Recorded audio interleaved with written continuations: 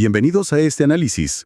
Hoy tenemos sobre la mesa un material que, la verdad, me dejó pensando. Sí, a mí también. Me dejó pensando varios días. Aborda un concepto con el que convivimos, bueno, a diario, que define fronteras y a veces hasta guerras: el nacionalismo. Claro, Pero lo mira desde un lugar completamente inesperado. así es. Normalmente, cuando se habla de nacionalismo, uno piensa en historia, en política, en tratados. Sí, en lo de siempre. Pero las notas que tenemos aquí lo tratan casi como un caso clínico, ¿no? Lo analizan desde una perspectiva puramente psicológica. Y la tesis es de las que te obligan a detenerte. Sostiene que el nacionalismo no es una ideología que uno elige, sino una proyección de la psique individual. Un mecanismo de defensa casi inconsciente para escapar de un miedo muy humano. El miedo a la propia insignificancia. Exacto. Así que nuestra misión hoy es desarmar esta idea, entender sus engranajes y, bueno, ver hasta dónde nos lleva. Es una idea potentísima. Vamos a ello. Bueno, empecemos por el principio. El punto de partida de este análisis es algo muy íntimo: la fragilidad del yo. Ajá. La idea de que el individuo, por sí solo, se siente vulnerable, pequeño, casi accidental. Exacto. El texto lo describe como una conciencia desnuda en un universo inmenso, ¿no? ¡Uf! ¡Qué imagen! Y claro, ante esa sensación de pequeñez, la psique busca un anclaje. Busca algo más grande, algo más duradero, a lo que, digamos, adherirse. Y ahí es donde entra la nación. Ahí es donde la identidad nacional entra en juego como una especie de prótesis psicológica. El individuo se viste con la historia de su país, con victorias que no ganó y con una longevidad que como individuo pues no posee. Hay una frase en el texto que es casi un aforismo. Dice: el patriotismo es autoestima prestada. Es muy potente. Es una idea muy fuerte. Pero, a ver, ¿no es un poco cínica? ¿Qué pasa con el orgullo legítimo por los logros culturales o científicos de un país? Claro. ¿O la solidaridad que surge en una comunidad tras un desastre? ¿Todo eso es solo inseguridad disfrazada? Es una objeción muy, muy importante. Y el texto no niega que esos sentimientos de orgullo o solidaridad sean reales. Ajá. Lo que analiza es el mecanismo de fondo, el que puede ser fácilmente explotado. Lo que plantea es que la necesidad de pertenencia es tan primordial que a menudo la forma más sencilla de satisfacerla es a través de este relato nacional. Entiendo. Esto tiene ecos de lo que en psicología existencial se llama manejo del terror. La conciencia de que somos finitos genera una ansiedad muy profunda. Claro. Y el nacionalismo ofrece un antídoto poderoso. Si soy parte de una nación eterna, una parte de mí trasciende mi propia muerte. Entiendo. No es que el sentimiento sea falso, sino que la raíz de esa necesidad es más profunda y más vulnerable de lo que admitimos. Exacto. Ok, si ese yo necesita un nosotros para sentirse más grande, la siguiente pregunta lógica es: ¿dónde termina ese nosotros? ¿Cómo se dibuja la línea? Y esa es precisamente la siguiente pieza del rompecabezas. Aquí es donde el análisis introduce las fronteras. Pero no como líneas geográficas. No, solo como líneas geográficas, sino como líneas psicológicas. A nivel individual, nos definimos por oposición. Soy yo y no mis padres. Soy yo contra mis miedos. El yo necesita un otro para tener contorno. Justo. Y a nivel colectivo, la lógica es idéntica. El nosotros solo existe si hay un ellos. Las fronteras desde esta óptica son la manifestación geopolítica de esa necesidad de división. El texto usa una analogía que me pareció brillantísima, la de la habitación de un niño. Sí, es muy buena. Trazar una línea con cinta en el suelo y decir: esto es mío y eso es tuyo. La línea no tiene una realidad física, pero crea dos identidades distintas. Exacto. Entonces, la frontera no protege la tierra tanto como protege al nosotros de disolverse. Exactamente. Y lo crucial es que esa línea imaginaria se vuelve más importante para la identidad que el territorio en sí. Claro. Por eso las disputas fronterizas son tan increíblemente emocionales. A menudo no se pelea por el valor económico de un pedazo de tierra. No se pelea por la integridad de la definición del yo colectivo. Precisamente, atacar la frontera es atacar la definición misma de quienes somos.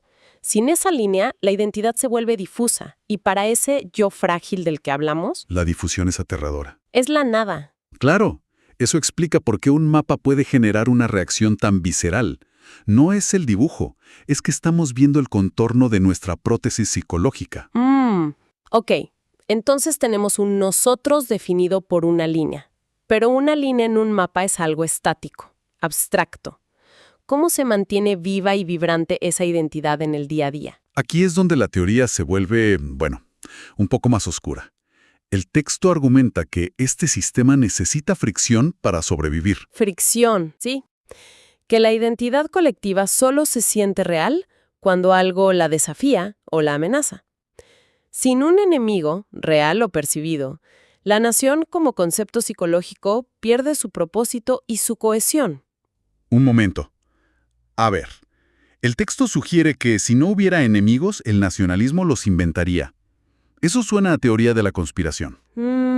Entiendo la objeción. ¿No es más lógico pensar que el nacionalismo es una respuesta a amenazas reales que surgen en el mundo? Plantea que ambas cosas son ciertas, pero que el mecanismo es tan poderoso que, en ausencia de una amenaza externa clara, el sistema tiende a fabricarla. ¿O a magnificarla? O magnificar amenazas menores, exacto. No se trata necesariamente de una conspiración consciente, sino de una necesidad estructural del sistema. Entiendo. Porque sin la tensión contra el otro, el nosotros se relaja, empieza a notar sus propias fracturas internas. Diferencias de clase, de ideología, regionales. Todo eso. Y la identidad colectiva se debilita. El antagonista externo es el aglutinante más eficaz que existe. Es como si el sistema necesitara una fiebre constante para sentirse vivo. Buena analogía. Y eso explicaría por qué, en tiempos de paz y prosperidad interna, a menudo los discursos políticos se endurecen hacia el exterior, o buscan un enemigo interno. Claro, una minoría, una ideología. Necesitan mantener el motor encendido. Exacto. La nación, desde esta perspectiva, solo se siente verdaderamente unida cuando hay tensión en el horizonte. El patriotismo se activa con más fuerza no en la celebración, sino en la confrontación. Sin esa fricción, el sistema se enfría. Se enfría. Y si lo que une es la tensión y la amenaza, entonces la emoción principal no puede ser realmente el amor. El amor, por definición, no busca el conflicto. Esto suena a algo más defensivo, casi paranoico. Has dado en el clavo.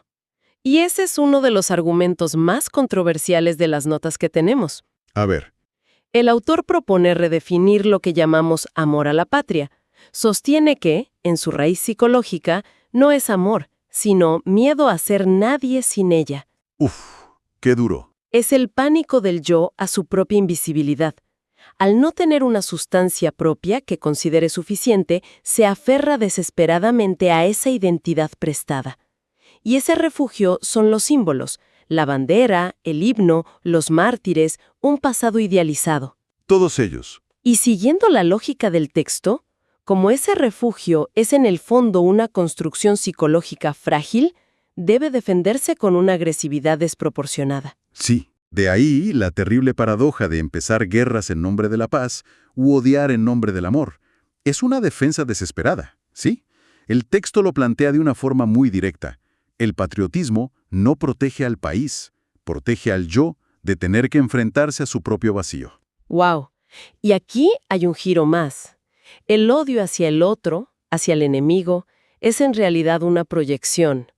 Es la externalización del miedo y el desprecio que el yo frágil siente por su propia debilidad. Es más fácil odiar a un extranjero. Que confrontar el propio sentimiento de insuficiencia. Exacto. Tengo que admitir que esta idea me resulta incómoda. Choca de frente con la emoción genuina que mucha gente, yo incluido, puede sentir al ver a un atleta de su país ganar una medalla, por ejemplo. Claro, es que choca. Pero el autor va un paso más allá y usa un término muy fuerte para describir este estado. Una regresión. Sí. Dice que el nacionalismo no produce adultos, sino colectivos infantiles. Al principio suena a un insulto, pero ¿cuál es el argumento psicológico detrás? El argumento es que la madurez psicológica implica, entre otras cosas, desarrollar una identidad individual fuerte, autónoma. Ajá. Que no dependa de la aprobación externa para sostenerse. El texto plantea que las personas que no han completado ese proceso interno son las más susceptibles a fusionarse en un nosotros colectivo. Para no tener que mirar hacia adentro. Es una evasión. El texto incluso se atreve a escribir lo que sería el monólogo interno del patriota. No quiero estar solo en mí yo. Necesito esta multitud para sentirme real. Temo disolverme si no me aferro a la bandera. Cosas así.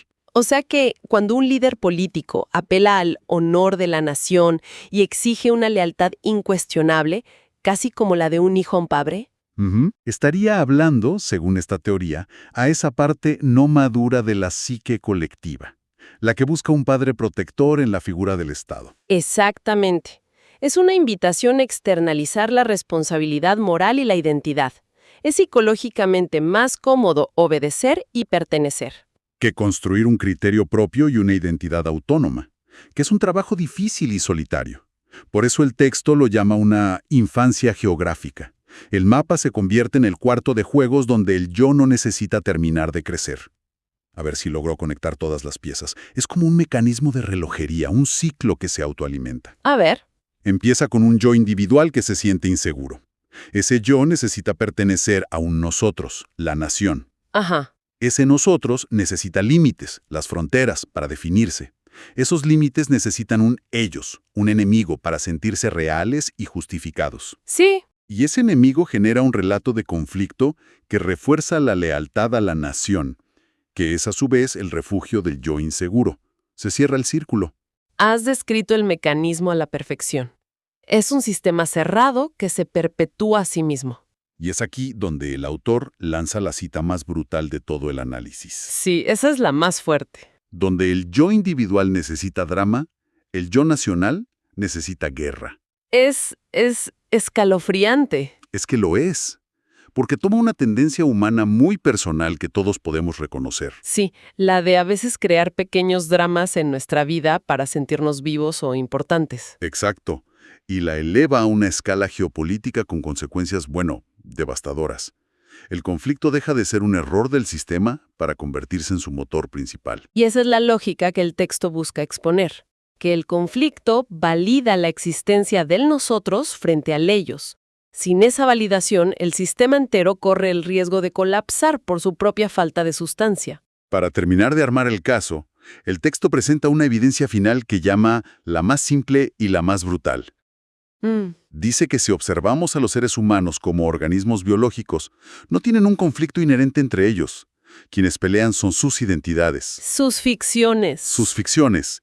Es la conclusión radical a la que llega. La idea de que si le quitas la bandera a un soldado desaparece el enemigo. Si borras la frontera del mapa, desaparece la amenaza.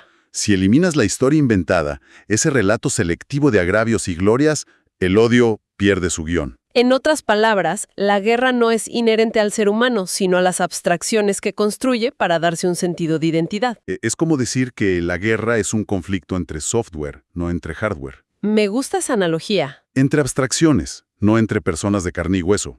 Y la raíz de todo, la línea de código original de ese software, según este análisis, es el yo individual y su pánico a no ser nada. Ese es el argumento final. El nacionalismo es el síntoma, no la enfermedad.